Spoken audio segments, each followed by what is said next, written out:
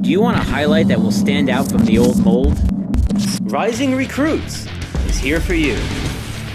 Professional title screens with easy-to-read important information, use of multiple camera angles, professional graphics that emphasize your skills for coaches to see, 4K and high frame rate cameras to capture all the action.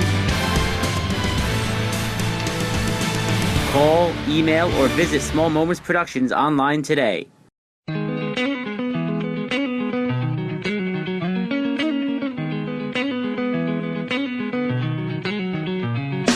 Talkin Baseball, NorthJerseySports.com's original multimedia series talking all things baseball across North Jersey. This is Season 4, Episode 4. I am Corey Doviak, being joined by my illustrious panel of North Jersey baseball insiders, starting with the venerable one, the great Mike O'Donnell. What's going on, OD? Well, we're starting to see separation, as I said, of church and state. The programs that we've all noticed that should be coming above are doing that. And we are seeing some surprise teams that have jumped up. And again, some of the teams that I felt early on that might be there have went back for certain reasons of injuries and games just piling up on them, and they just didn't have enough pitching. That's what I'm seeing right now. Yes, and our other panelist this evening is a guy who is breaking his own record for consecutive appearances on Talkin Baseball. There is no Woodridge prom tonight. There is no umpiring school. There is nothing to chaperone. So for the third week in a row, we welcome in Joey Facemask. Joey Sutera, what's going on, my friend? You see, the table is set when I'm introduced for me not to talk about high school baseball because it's always this bullshit. Okay. And OD comes on and introduces, and bang, he's right on it about separation and all this. And then I get that lackluster, make fun of, once again, ridicule on the show. What is the show again? What was it last week? It was, what was it, nonsense and ridicule? I forgot what I said. You get nonsense I forgot what I said. Yes. What was that? What it was? Yes. I don't remember. But anyway, everything's going well, Court. We're getting into a good stretch here. Teams are separating themselves. It's interesting because every week, OD alluded to, a surprise team or something surprises you. And for the last two shows, we talked about the parity and how it's spread out more, and there's, you're seeing more balance throughout the county. And this week again, we had a couple of games and a couple of teams that went head to head where you kind of thought that, they had the shot, but you're like, whoa, a little bit of a shocker there. So, things are heating up, and it's going to be an exciting time down the stretch. Yes. Now, this is usually the point of the show where I. And by the way, can I say one more thing? I know you said you wanted to be quick here, but the reasons why I'm not on those shows is because you have the show without me. If you would wait another day, like when I called you Thursday and said, "Hey, let's grab OD, let's do the show." No, Sunday. So you're the one with the crap that you schedule it around yourself, and then you go, that Joe can't come. Let's make another stupid nickname for him. OD, I can tell he's really angry. Like usually it's all fun and games with Joe, but I can tell he's really angry because when he curses, what he's really doing is just making my job harder because he knows that then when I go back and listen to the show before I post it, I have to find where he cursed. I have to insert the beep. Yep. So he knows. Yep. I can tell when he's really angry. And this week he's all fired up. I think everybody's got to be fired up about this show, though, because this is usually the point of the show. Well, that was about 50 seconds ago before you decided to lambaste me. But that's fine. I can take it. I am a grown man. But we'll make this the point of the show where I usually tell you what guests are going to come on, and then we get back into our banter and everything else. Now, there are a lot of storylines that I want to go over, but I do not want to do that before we get to the two interviews that we have tonight because, just to lift the curtain back a little bit, we've already taped them both. We're going to jump right into them here. And I got to say, if you want quality high school baseball talk from two guys who really know what they're talking about, two of the only public school coaches in the 2000s to win. Well, two public school coaches who have won the Bergen County tournament. Kurt Hommen from Ridgewood is going to join us, and also Tim Byron, who won the county tournament with Old Tappan in 2004, and just last week went over 500 wins for his career as a head coach. Those guys are the guests on the show this week. They are good ones. So we will get our banter going after we play these interviews, and we're also going to bring up a couple of interesting topics, including how hard it is to come up with a top 10 poll of teams in Bergen County because of the parity we're seeing around the county, some other storylines of interest. We will get to all that, but I don't want to push back these interviews any further. So without further delay, it's time to welcome in our first guest here on this edition of Talkin Baseball. And joining us right now on the Complete Performance Baseball Academy hotline is the newest member of the 500 Win Club in Bergen County. He is Northern Valley.Old Tappan's Tim Byron. Coach, thanks for joining us here on Talkin Baseball. Thanks for having me. Well, 500 wins is a huge milestone. Congratulations, and every one of those wins is important. So let's start at number 1 and work our way forward. And if you get stuck, ask OD. I'm sure he was there and he could help fill you in. But honestly, I mean, 500 wins. Just give us your thoughts about it. Really, I think there's 8 guys in Bergen County that have ever done it. So it really is a big accomplishment. Well, I think first off, it just states that I've been around for a long time, But I've been lucky to have a lot of good players, a lot of good coaches who've been with me, and I'm sort of just a jockey. I'm lucky to be there and just guiding them. So it's really nothing that I have done. It's more what they have done for me, and I appreciate, all those players, my ex-players and present players and coaching staff. OD, that is the answer I expected from Tim Byron, to be humble. Now, why don't you actually tell us the truth about Tim Byron, OD? Well, in all due respect, Tim Byron's probably one of the finest people you'll ever meet. And I think when you talk about coaching, that also shows the character of the man. I always say to people, it's really not about the wins. It's about, going back and just watching Tim coach. I think one of the finest things I've seen is he gives more life lessons than baseball lessons. And 10 years from now, 15 years from now, when a kid gets stuck in life or something, he'll remember what Coach Byron told him, and it rings true there. So I think that's one of the fine points I can only say about Tim Byron. I think he's that great of a person. I'm a big fan of him. He was a competitor as a player. I got one story to tell you guys quick. He comes back, and he's pitching against the Wayne A's. I was coaching, and I opened my mouth. I said, he doesn't throw inside. He's not tough enough. He strikes out 14 of my players in a row, and Danny Bartolomeo, the All-American second baseman, walked over to me and says, Coach, I don't think you made a good point tonight. I said, thanks. I sort of understand that. And that just tells you that, no matter where it was or what game it was, wherever, Tim Byron was going to be the best competitor on the mound, and he's the same way as a coach. You can't be a light switch on and off. He's always on, and he's always on to do the right thing. Now, Joe Sutera, would you like to join in on the Tim Byron Love Fest?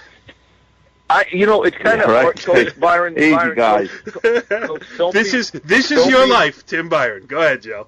Right. Coach, don't be insulted by this statement. What is there really to say? The knowledge of the game. Anybody that knows him knows he's there for the right reasons, and he's there for the kids to be able to do it as long as he's done it. In a time where you're not allowed to tell kids that they're not good enough, or that they have to sit down because they're not getting a job done.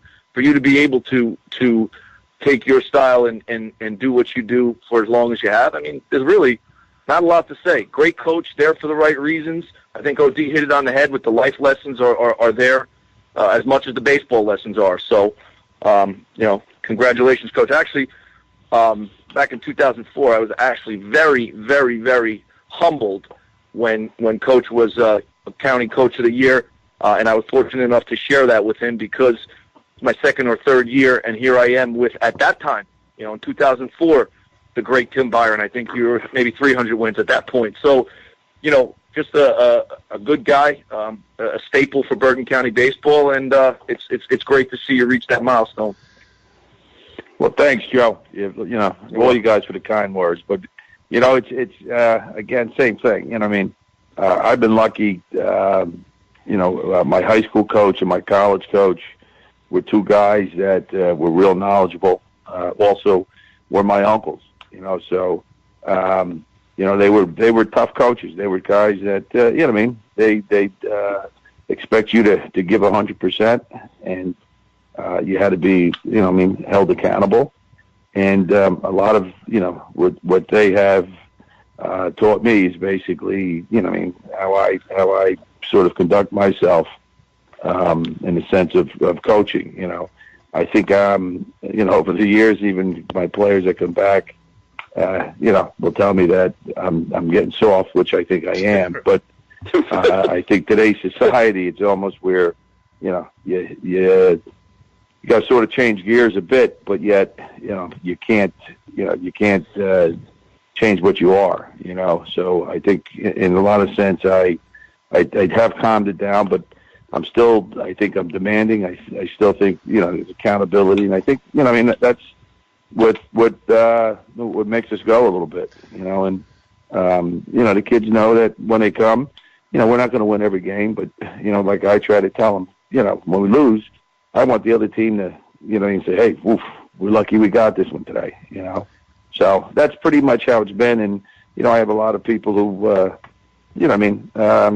my basically my backbone. Like I talked about my two uncles, my brother Vinny, who also was like when I was growing up, he was my idol, and I did everything he did. And he also became my pitching coach in college.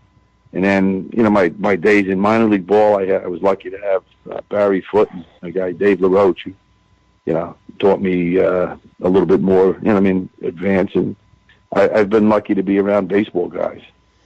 Yeah, no, it has been great. And this is the last thing we'll say about all this stuff. I mean, I have obviously, I've been covering you for a long time and have the utmost respect, so much so that I thought it was important that when I don't have sons, but I have daughters, and I thought it was important to get my daughter when she was a freshman into your dugout to do the book to, get some of those life lessons. So that's right. She's a senior now, I tell you all the time, I appreciate the fact that you gave her that opportunity.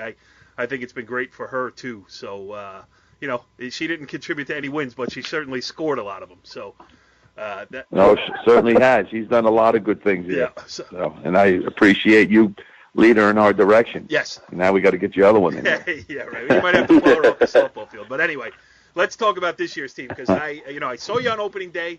You're still the only team to beat Pascack Valley in that game. I saw you on Friday against what I think is a very good Roundpo team.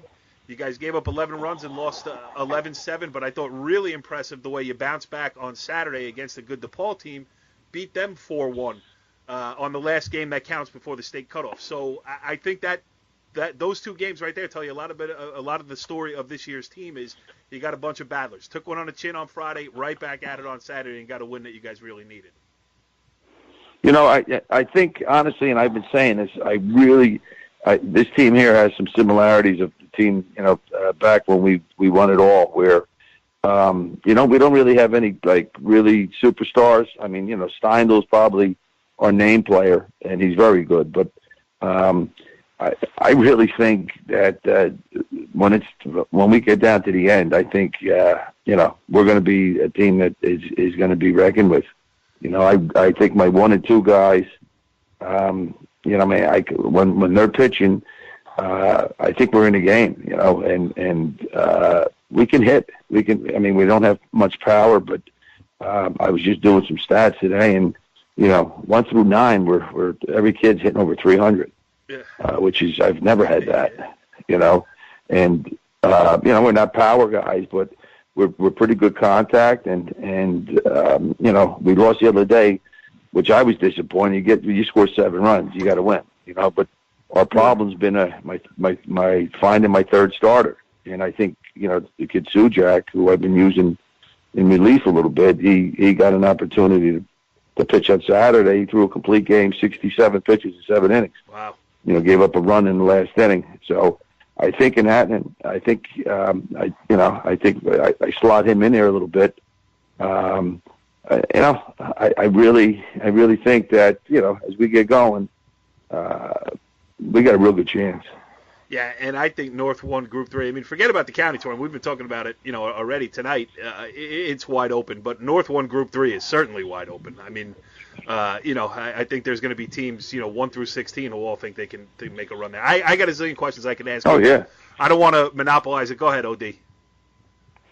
Well, Coach, one of the things on this show I picked is I think this is the year the Catholic schools will be well matched against the publics for certain reasons that I look at, especially on the pitching side, where I think some of the publics 2 to 4 can match those Catholic schools.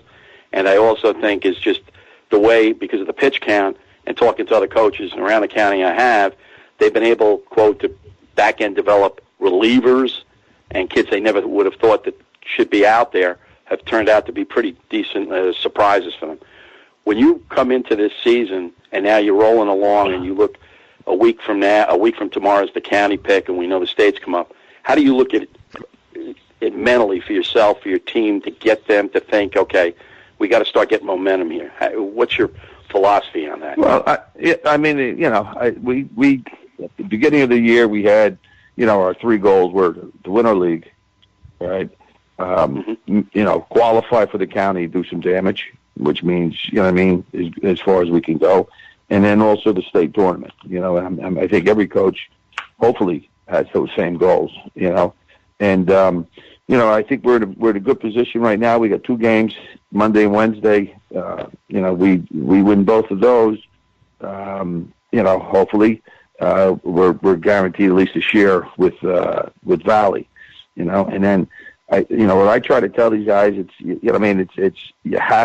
got to play one game at a time, but you have to make sure that you're not looking ahead, but yet you got to get to right now we got to the 15. The 15 was the qualifier. It would have been nice to go into it 11-4, but 10-5 would, I think would put us in a pretty decent position, at least a home game, and especially in that's a big, a big deal, especially when you get some of the teams up in, the upper part of Morris County, Sussex County. You travel 2 hours to go get off a bus. It's a definite advantage for them. So to get the home team is big, and you look at the county. We got to the 18 games, so that gives me this week really because we got 15 in. But now I think everyone, you're just looking to try to get that. One of the 8 seeds. I don't care where you put it. You just want to get out of a playing game, And then, like you said, I really, I think St. Joe's is definitely has the advantage, if you look at it in paper. But, I think with the right matchup, hey, I think there's a lot of teams that really believe that they have a real good chance. Yeah. And it would be good. It would be good to see someone different. Yeah, well, you are one of the 3 head coaches in the 2000s to win a county championship as a public school head coach. 2004, that 2004 county championship team. 2001, Rutherford won it. Joe was a part of that. And 2010 was Will Lynch at Pascack Valley. So, maybe that changes this year. It's hard to say, but certainly it looks like it's going to be a competitive sprint to the finish between a lot of good teams. Joe, did you have something else?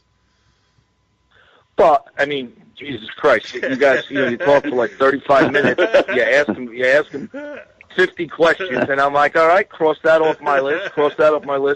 Well, Coach, I keep going back. I keep going back, and one of the guys that, again, your reputation with the pitching and everything.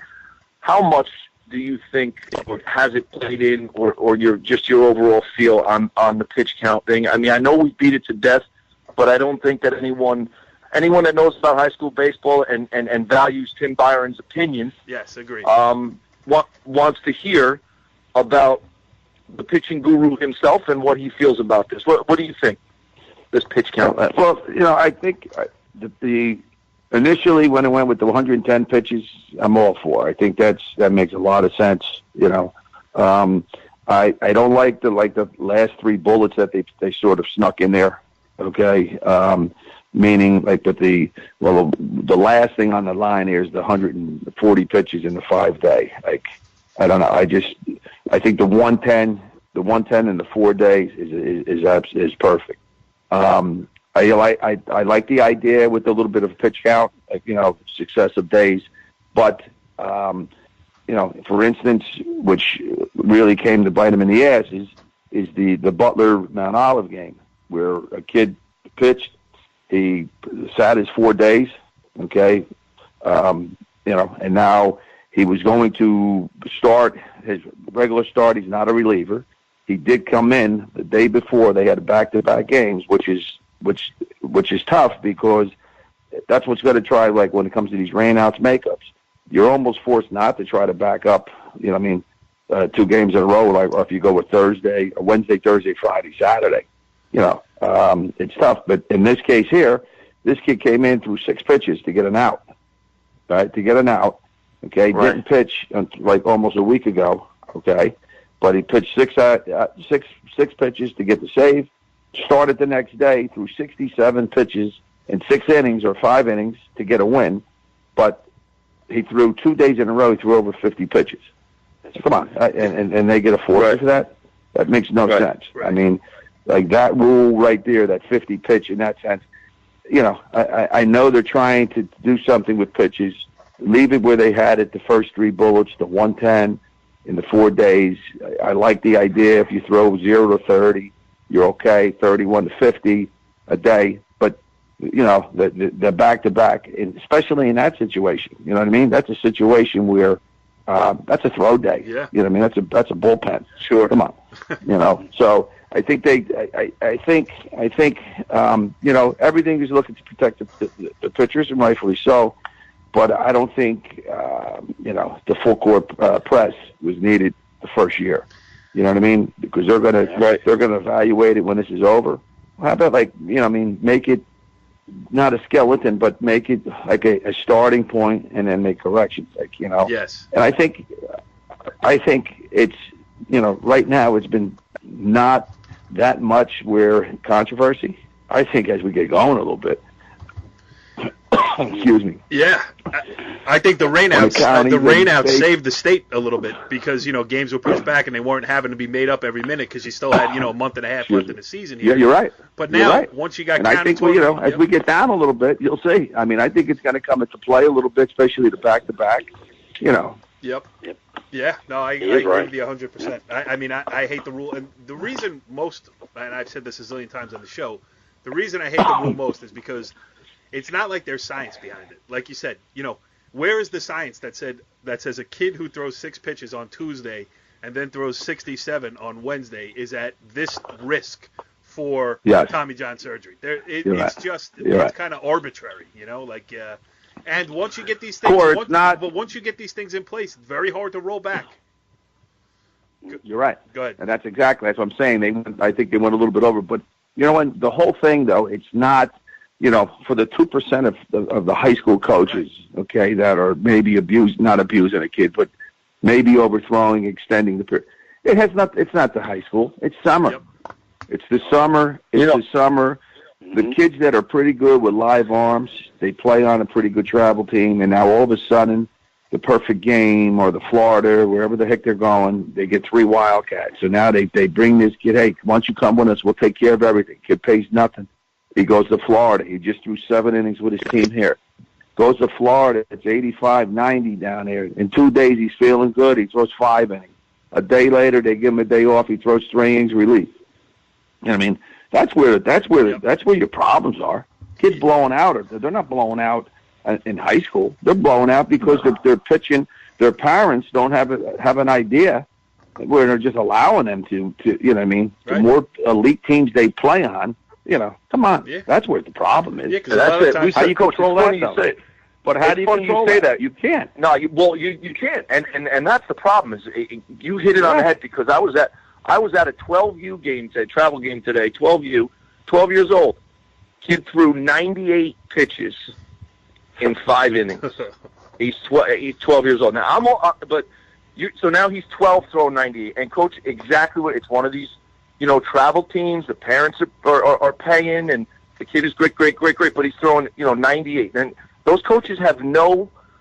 See, I think there's a big allegiance to, and Coach, you know this, your pitching staff, your relationship with them and what those kids mean to you, not just because they can pitch, but because of what they put into it, means so much more to high school coaches than the travel guys. And Coach, you and I have both been a part of that a little bit with the summer ball and the travel ball. But these guys are just they're very careless and frivolous about how they manage a kid's arm. A high school guy, if he knows what he's doing, is going to manage and care for the kid. The travel guys and the club ball and all that's like you said. Come throw 112 for us, and we'll pay for everything. We don't. In the grand scheme of things, they're not being cared for. They don't care. No, and like the same thing, the elite tournaments, they're in front of scouts. They got radar guards, 30 guys at radar guards. What's a kid going to do? Right. The kid's reaching back, way back, and throwing everything he got. You know what I mean? Come on. Coach Byron's right, yeah. Go ahead, Odie. And we've talked about this, Coach Byron, too, but my daughter had her arm operated on, and he's one of the top surgeons in the world for Shriners on elbows and all. And I can't spell his last name, so I just call him either Dr. Alphabets or Dr. Z. Right. I said, Doc, what do you think today? He goes, Michael, there's a tear in every kid's pitches and arms because they're not being rested. That's the bottom line to this, and they should be playing two sports. And we've talked about functional strength and all that, and Coach Byron is correct, and Coach Sutera, you're exactly right, too. Until somebody goes to the American Baseball Congress and AAU and say, this is what the guidelines for these kids in the summer, we're going to still have this nonsense going on. You're right. That's where you need guidelines. You're 100% right. That's what the guidelines need to be. Or in addition to. Well, you know what, too, though? You're looking also, like, I remember when I played ball in the minor leagues, it's just, there was maybe 5 or 6 guys that were throwing 95 or higher, and then you look now, and there's not a guy that throws under 95. You know what I mean? And that's starter, relievers, everything. And I mean, I think that also comes to the sophistication of the radar systems too. I think now they're like 100% accurate. Before we had the rays, you had all different things, the jugs. But the point I'm trying to make is, the kids now are just getting. They're just the training is just they're getting so strong and what's happening is the torque and everything else. I think that's where a lot of these arm injuries are coming from, is just basically you're building up and pitching is just an awkward. It's a really when you see that slow motion video of just the torque on the arm and all, and I think a lot of that is. I mean, they're doing the right thing by strengthening themselves, doing all these things, but I think some of them are too strong for the ligaments and the tendons. Can't take the load, Coach Byron just brought up a good one, because did you guys see the cover of this weekend Sports Illustrated? The kid, high school, they call him the LeBron of this Notre Dame Academy. Here he's on the front cover. It says he throws 102. Yeah. Again, they're glorifying this kid, and it's like, hey, I better get up to that kid. That's absolutely The media has a lot to do with it too. Don't blame the media. Don't blame the media, OD. It's very not us. It's a very sensitive topic around here. Coach, last thing. Go ahead. I wanted to say one other thing. OD gets the last thing, and then I get a last thing, and then we'll all do a last thing, and we'll have a last thing. Well, I think tonight was a great night because first having Kurt Hommen and Coach Tim Byron. They were both recognized by the YMCA this past November, and you couldn't have had two finer human beings up there that really represents high school baseball, both Kurt Hommen and Tim Byron. Couldn't find two more classier guys. So I just wanted to put that in there. It's very nice of you, OD. Yes, and I will second. You're full of compliments tonight, OD. I like that. Yeah. Tim, last thing now. Hey, Joe. Don't worry, you'll be giving me more compliments later. Tim, last thing now. We've already established you as our resident expert on all things baseball. What do you think about Joe Sutera retiring with 199 wins? I mean, do you think he was just afraid to go after 200? Or why do you got to do it? Because he's going to way too early. Yeah. Way too early. Tim Byron. He'll be back. That's right. He'll be back. That's right. He'll be back. He's hanging around. Get a little older. Yeah, he's hanging around U12 games. It's not because he was out trying to help the neighborhood. He's rooting on his own kids there. They're soon going to matriculate into some high school. We're going to see Joe. And when Joe does get back in the game, that's when we got to tighten up the pitching count rules. That's when. Tim Byron, the head coach of the Northern Valley.Old Tappan Fighting Golden Knights. Thanks for joining us here on Talkin Baseball. And you are the closest home field to the world headquarters of NorthJerseySports.com, which means I will be at a game very soon when I get a late start. So I'll see you soon, Coach. Thanks again. Very good. Thanks a lot, guys. All right, gentlemen. Well, it is my pleasure to welcome in this guest to this edition of Talkin Baseball, and I can feel good about myself doing it for once. Joining us on the Complete Performance Baseball Academy hotline is the Ridgewood head coach, Kurt Hommen. And for once, I do not have to apologize for being the black cat in another great Ridgewood season. They are 1-0 with me in attendance, so I hope, Coach, you are in a good mood as you accept this phone call. Is that correct? No, I'm glad. Yes, I'm glad to hear from you this time, Corey. Yes, everything is much better. We have a checkered history. I love you, but we have a checkered history. Yes, we do. Yes. Anyway, though, 11-2 start to the season. A nice 10-1 victory over Passaic Tech on Friday. This Bergen County top 10 list that we're trying to come up with is very hard to do, but you guys are right there in the mix. Just give us a quick overview of the Maroons before we get a little bit deeper. Yeah, we had a good team coming back. We had quite a few returners. We lost quite a few pitchers who graduated last year, and our number 3 hitter, Sean Cullen, was an all-league player. So we had some spots to replace. Our pitching staff has been our strength, to tell you the truth. It's been juniors and sophomores, a couple seniors. Parker Scott is our ace. He's a junior. He's 4-0. We have Sam Favieri, who's a sophomore, is 2-0. Ethan Suh, junior, who's 1-1. And we have a couple seniors in the bullpen, Bobby Sullivan, Jake Dowson, Bodie Hurley, who have been stepped up and really did a nice job for us. So we pitch well. I think we can still hit a little bit better. But our strength has been our pitching and defense for this year. Yeah, so a good start for the Maroons. What do you got for the coach, Joe? Coach, maybe talk a little bit about your the mix that you have. I know you have some younger guys, some juniors, some a few seniors sprinkled in. But what kind of separates you guys in terms of I did this to you last year, so I'm going to apologize again. But I'm always high on the Kurt Hommen Ridgewood baseball program. But talk a little bit about the chemistry and the leadership that you have within the program. Yeah, we have some great senior leadership. That basically 4 or 5 kids who have been starters in sophomore year. It's Chris Symington at shortstop, Tony Zambito at second base, who's been out the last 2 weeks with a pulled hamstring. He's just going to be coming back. Andrew Eng is our best hitter. He's a D1 scholarship kid going to SUNY Binghamton. Is so our best hitter. Alex Shackleby and Charlie Cardew, our catcher, have been starters for pretty much 3 years. But this year we have some good juniors with Parker Scott, Ethan Suh, and some good sophomores. Favieri and David Kleiman is a sophomore center fielder. So we've got a mix of sophomores, juniors, and seniors who stepped in, and they're a good group. They have good, they play well together, and we have pretty good chemistry, I think, with the mix of three levels. Go ahead, O.D. Kurt, the one thing that I've always admired since your days of playing in St. Cecilia all the way through, that your teams have always been coming down the stretch as well as anybody to play tournament time. How do you feel your team is today with about a little over a week before the county tournament's picked, and then we have the states? How do you feel that you're moving toward that, the last, as we call it, rung of the run here now towards tournament? Yeah, we have four games this week, so that 2 more before state cutoff, and then obviously the next couple for the counties. I think we've been playing better. Like I mentioned earlier, I'd like us to hit a little bit better. I still think we can do a little bit better at the bat.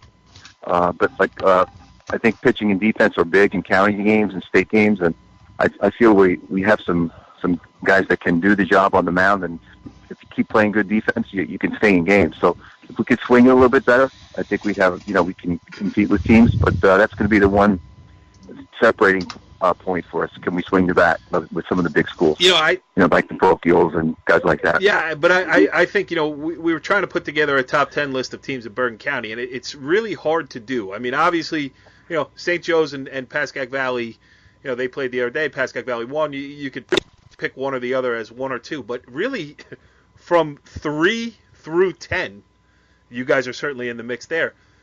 It's as close as I can remember covering Bergen County baseball, and I think this is year number 18 for me. So I don't. Do you feel that same way too? That I think there's a lot of coaches in your shoes are saying, hey, if we could just get it rolling at the right time, we really have a shot to win this thing. Go ahead. Yeah, I think everybody to make the case for their team and feel that they they deserve as one of the top 10. Like I said, I look at it the same way. I don't know how you differentiate and say who's the best, who's number 3, 4, 5, 6. It's with the new scheduling and everybody plays each other back to back like that. I think it's even the playing field a little bit in terms of you don't see the ace twice, and so teams beat each other up a little bit. So it's I think it's even out the records. I know the parochials beat each other up a lot when they play each other, and it's the same thing with our league with Ramapo, Indian Hills, Highlands, and Paramus, Hackensack. So it's a lot more level, but it's going to be tough to pick this top 10. I agree. It's going to be a flip a coin a little bit. I think. I thought this year, Coach, early when we had the first show and we talked about it, I felt this was the year that public schools can recapture the Bergen County tournament, because historically, the Bosco teams and the Joe's teams, you had the Kaminskis, the Cullen Danas, the Burnses. We can go on and on, right? But today. Right. I think if I took the number 2 from Ridgewood or a number 2 from Riverdale and put them against a Joe's 2 or Bosco 2 or Bergen 2, I think he could beat them. I really believe that because of the pitch count, and you just brought up a great point, Coach, hey, our aces really got to go deep into these games to win it, to split 1-1. So when the Catholic schools beat themselves up enough, again, I thought the biggest thing I've seen in the change with the pitch count now, that the number 2 to number 4 pitchers in the county have been developed a lot better on the public side. And I think that's a good sign for the county tournament. So that's how I feel. Yeah, it certainly helps the schools that have a deeper staff. And we usually pitch by committee, so that's helped us a little bit. Parker's gone longer than most of our guys, but we usually go 3 guys a game. So that kind of helps us keep guys fresh as we're going down the stretch here. Hopefully we can stay, on top of our game, and our pitchers will be sharp when we come to tournament time. But that's one thing we've tried to be conscious of, especially with this pitch count, this whole new pitch count era coming into play. Yeah, you were the only guy that I spoke to early in the season who didn't seem to be bothered by the pitch count, and it plays into the way you want to do it. I mean, there might be another year where you got a guy who you want to pitch as often as possible, but kind of suits what you guys are doing. Joe, do you have another question? No, I was just going to comment on the fact that Coach, you guys have always had, you never rode one guy out. It seems like every year. So it seems like the way you managed it, the pitch count thing didn't affect you guys because of your reputation or how you managed it. And if I remember correctly, you won a county tournament at Tenafly. Splitting that, didn't you? You went one. Yeah. You pitched every county game. You used 2 guys. You split the game, correct? Yeah. In '94, we were county champs, and we used 2 pitchers. I remember Eric Anderson and John Hines. They kind of split the games, and was how we managed to get through. And it's if you do have a stud pitcher that's going to just ride it out. Obviously, the guys like Ortiz and some of those guys who could just shut down people. They use them as much as you can, but not everybody has that. So you use what you have and make the best of it. OD, I'm sure you were at the 1994 Bergen County final. Why don't you just break down Kurt Hommen's best tactical maneuver in that game? I'm sure you remember that, too. Well, I do, because I think what Kurt did was, it was probably the best job I saw in coaching, because how he did it was, okay. Well, I'd say the other side of it, seen a lot of coaching. Yes. Yeah, I have. And I hate to tell you, but I wasn't the kid who got kissed by Babe Ruth either. Some people are still claiming to that. I was little Billy. But what you did, Kurt, was, okay, sometimes you get, okay, I know this guy. My third and fourth at bat, I can get to this guy. All of a sudden, with the way you did it, oh my God, you had to have you actually took offensive batters and made them defensive batters, because now they're like pinch hitters.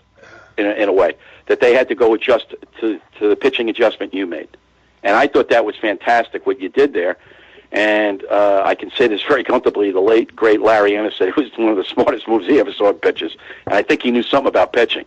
He said because it just threw everybody off. He said, all of a sudden you're getting up, and he said, you think you got the guy.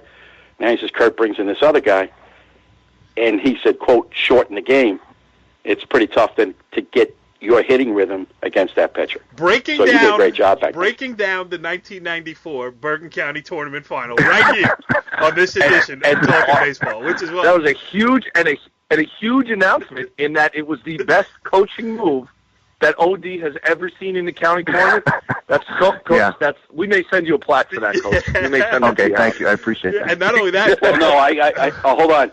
I got to take that back. 1974, Don Giselle. He probably listened to the show. You can't take it back. Don Giselle killed me. That's so great. That's awesome. Yeah, Kurt, so just going forward here, this is the time where, like you said, you got 2 games left before the state tournament cutoff. Obviously, if you can go 2-0 and beat 13-2, you're going to get a 1 or a 2 seed. I haven't looked at how North 1 Group 4 breaks out, but you're certainly going to have a bunch of home games there. How about just keeping the kids, motivated a little bit as you get out of the thick of league title race? I don't know where that stands with you, but I think you're pretty well secured, correct? Well, the states we're probably going to be like it went either from 1 to 4. Right. Probably looks like maybe 2 to 4, somewhere like that in Group 4. But it's something the kids want. They're shooting forward to advance in tournament play. I think that's what everybody plays for. So I think to be motivated this time is this is the time of year you want to be playing.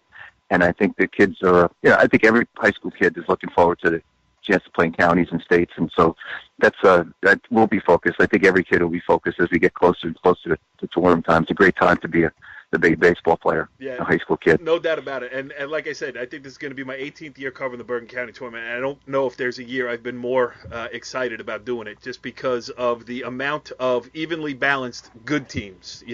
People say, or some people have said that the county is step back. I don't think so. I think, no. I think it's more balanced, but in a good way, because this is going to be fun. I don't know who's going to win, and I'm going to make Joe and OD pick their winners so that at the end of the season on the last show I can make fun of them. I can't do that. I can't do that because last year I did it, and Coach lost his next game out. So I will either that or I will not be picking Ridgewood again because I don't want to do that to you, Coach. Yeah, stay away from us. Yes, Coach. I was gonna pick St. Cecilia's, but they're out of business, so there goes that pick. Yes, I know. I drive by it sometimes. I know. Living in the past. I know. Kurt Hommen, the head coach of the Ridgewood Maroons, kind enough to grace us with his presence here in this buffoonery that we call Talkin Baseball here on NorthJerseySports.com. Congratulations on a great start. And I promise in all future games that I cover, I will hide in the opposing dugout until the game is over. And if you win, I will come say hello. If not, I will slink out the back door. Oh, thank you, Corey. I appreciate that very much. Thanks, Kurt. Thanks for coming on. Thanks, Coach. Guys. Good luck. All right. Interesting stuff there with both Tim Byron and then Kurt Hommen. Gentlemen, that was about as good a 40 or 45 minutes or so of high school baseball talk that I've had the pleasure of not only taking part in, but also just listening to. OD, that's a lot of experience and a lot of great coaching coming from those two guys. Yeah, you're not going to, like I said, they both won from the YMCA this past November, and it was my honor to be there, and I can say this very comfortably. You can't find 2 better baseball men, but even better people. They care for their kids. They care for the game. They do play each other every year. There's a mutual respect when they played against each other in the Met League. They go way back. So their history is tied together, but they're just good people, and we're so glad that Bergen County, we got 2 great guys like that here. Yes. Joe, I imagine that you second those emotions. Is that correct? I would not use the word emotion. Well, it's a very emotional night.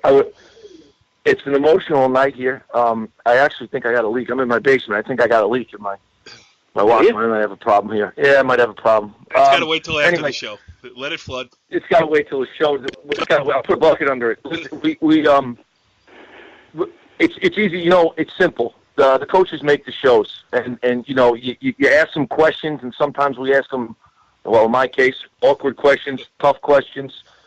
You ask them to talk about their team, and the coaches the coaches make the show, and OD hit it on the head. You're two knowledgeable guys, but more importantly, two good guys that have done it in a time where you can't do it anymore as a coach. It's being taken away from you, and for these guys to be able to continue deliver life lessons and baseball lessons is a credit to them. But that's why it was such a great show. We had two great guys on. Yes, we got more to do though, but I do got to ask you, if you have a leak in the basement, would you blame that on the guy who did the contracting work over there, John Robleski? No, actually, Robo, Coach, I would not do. Even if it was, I would never throw Robo under the bus like that. But Coach, I'm looking right now, and Coach Robleski did not have anything to do with the pipe work that is allegedly leaking here. I got to check it out. All right, let's finish the show so I can check it out. By the way, Henry Polino here in Dumont's a great plumber. Plus, he played at St. Joe's, and he was a great player to boot. All right. So there you go. There's a plug for Henry Polino if you need a plumber, if you're in the middle of a show. Oh, Henry. All right. So, we started this show. The conversation, we were actually a little bit late getting started today because we were in conversation about how to, if we were the baseball committee ranking the top 10 in Bergen County baseball tournament, this, and you heard Tim Byron say how important it was to get a top 8 seed. So we can probably cut it off there. It'd be very difficult to do. I mean, even starting at the number 1 spot, one of the storylines this week was that Pascagoula Valley and St. Joe's went at it. Pascagoula Valley won the game straight up. Now, again, head-to-head doesn't mean as much in baseball, at least in my opinion, as it does in other things because there's so many outside factors on any given day. But one thing to come out of that, Joe, is, and again, these are high school kids. We're not going to speculate on extent of injuries. We have no idea. None of us were even at the game, so we don't know. But what we do know is that Devin Ortiz, pound for pound the best player in Bergen County, left that game with a shoulder injury. And again, we don't know the severity of it. We don't know when he's coming back or whatever the case. But if he does miss any significant portion of time, that throws the landscape of Bergen County baseball totally off kilter, and it was off kilter to start with. You asking me something, or am I supposed to comment on that? Yeah. I don't know. I don't think there was a question in there. Would you like to elaborate on No. It does. But you know what? It does.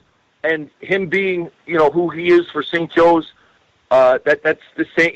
That's just what you face as a team. And I think, Coach Hommen alluded to it. Byron and any coach. Your next guy in line, let's go. You got to step up, and I know that kid nobody's going to be him. Nobody's going to replace him and do the things that he can do.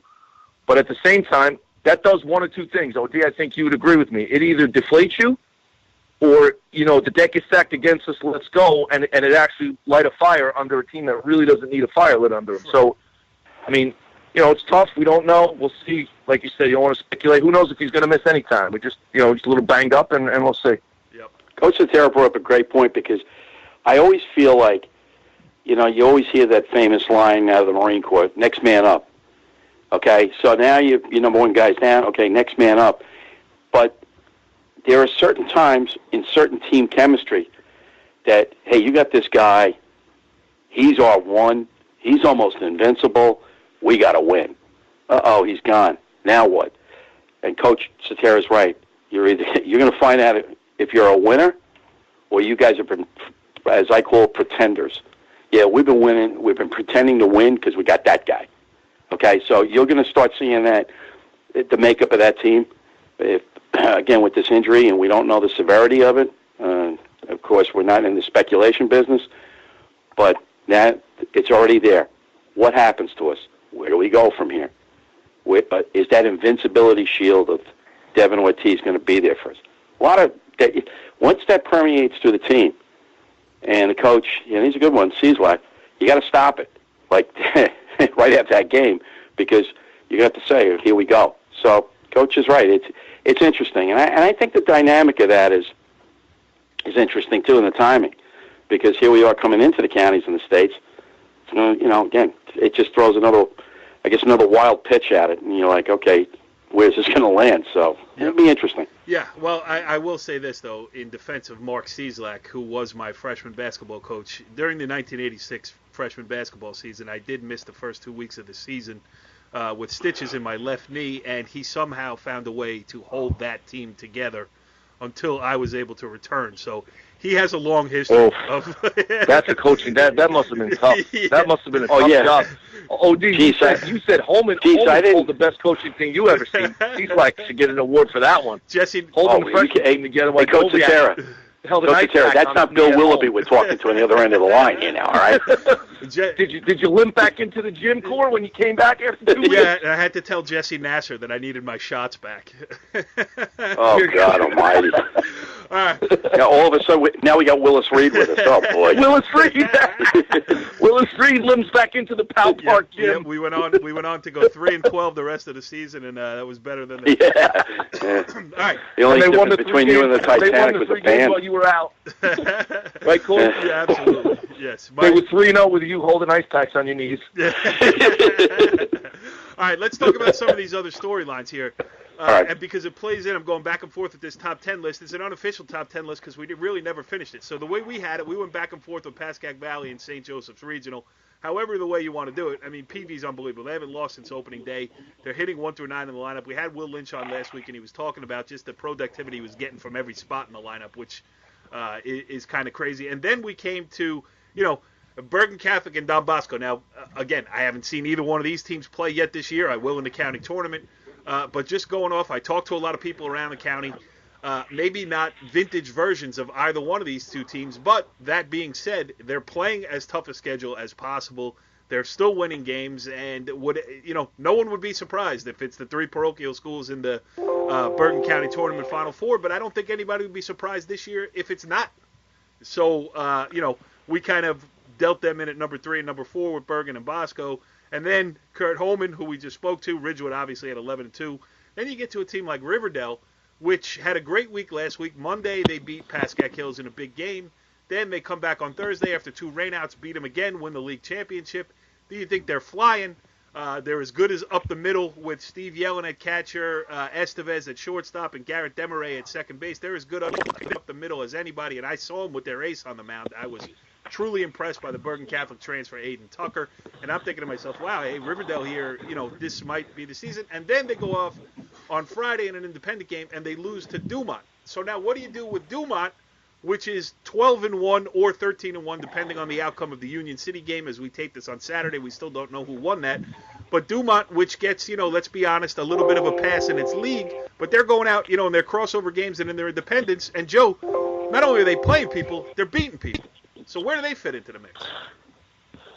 I mean, the greatest thing about doing this is that you can make a case for a lot of teams like that. I mean, you could look at a team. I mean, we just mentioned a Bergen Catholic team, but then you talk to them, and you go, wait a minute, where's St. Mary's fit in all this? Because they just beat them, and then you go, all right, what do we think about the Riverdale team? What do we think about the Dumont team? And if you're Dumont, you're like, well, we beat Riverdale head to head. And it's like you said, is it a head to head thing?